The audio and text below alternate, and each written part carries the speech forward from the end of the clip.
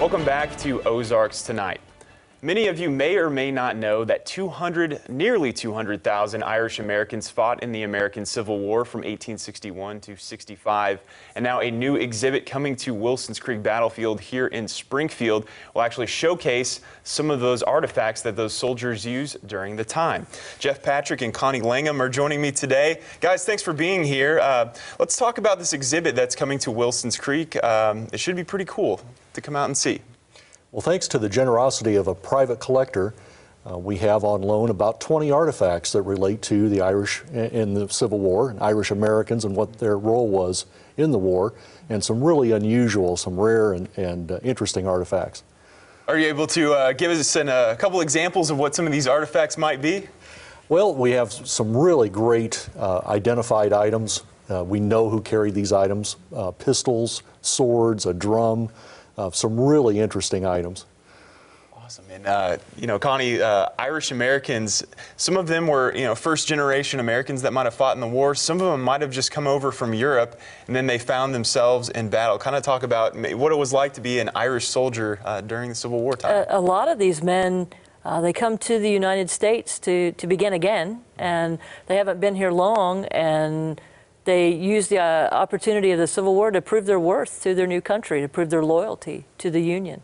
And they fight admirably throughout the war. And we were talking about this earlier. About 150,000 of them were on the Union side, and about 20,000 were on the Confederate side. Kind of why was that more maybe fought for the Union than the Confederacy? The bulk of Irish immigration is to northern cities, places like Boston, New York City. So that's where these families are coming, and then they're going to fan out, so to speak, or migrate throughout the north. So there is some Irish immigration to the south, but not a great deal. Mm-hmm. Most of these men are going to be in northern states and, of course, ready to enlist when the war begins. And enlist they did. Wilson's Creek was one of the first battles in the Civil War in 1861. Do you guys estimate that there were Irish Americans that were actually fighting at Wilson's Creek? Indeed. And make a significant contribution during the battle. And again, like I said earlier, they go on to fight throughout the war and really distinguish themselves. Yeah, and we were also talking about earlier before we started taping this segment that they were traveling from East Coast cities like New York to Boston. Of course, there was no Civil War battles that far in the Northeast, but when they traveled farther south, a lot of them, after the war was over, would actually move their families to different parts of the country because they were traveling through during this time. Right. They saw different areas, different parts of the country, and after their service, they liked where they had been, and they moved with their families and immigrated once again and spread west. So for you guys working at the battlefield, what is it like when you kind of receive a generous donation, someone letting you use an exhibit and house it for a while? What's it like for you guys to be able to show that off to the public?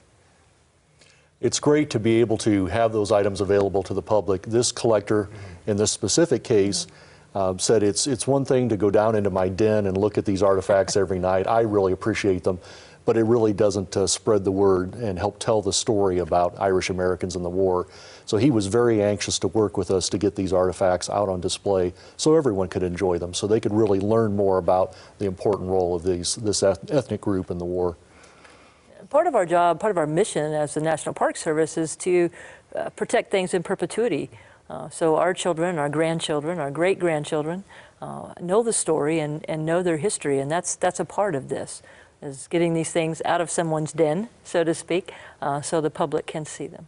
And how rare of an opportunity is it to kind of see some of these things that have been, it's 160 years or so since the end of the Civil War. A lot of these items just aren't around anymore. How special is it to have all of these at the battlefield right now that you can show off? I don't know about Jeff, but we tend to get a bit jaded, or I do. We see these things all the time in our own museum collection, and then folks loaning us things. And to see it through a visitor's eyes and to see, like, wow, I didn't know this existed, it really gives you that, wow, people really are interested, and this is a unique experience for folks. Absolutely. And, a lot of us here in this area and around the state of Missouri have Irish ancestry. Mm-hmm. why would you, encourage people to come out and look at this stuff? Because it could be, great-great-great-grandfather was actually, in one of these battalions fighting for either the Union or Confederacy. Right. Well, the great thing is, with this collection in particular, we not only have items from the Irish Brigade, which was a legendary organization. If anyone's done any reading about the Civil War, they know the Irish Brigade was at Fredericksburg and Antietam and Gettysburg and places like that. They really made a name for themselves there. But this collector also looked at items that were used by Irishmen west of the Mississippi River.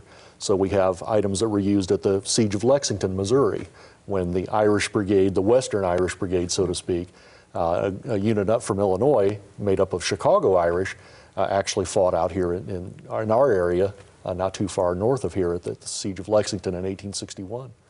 Kind of talk about what was it like for the, the typical either soldier or Irish American soldier to be a part of one of these brigades?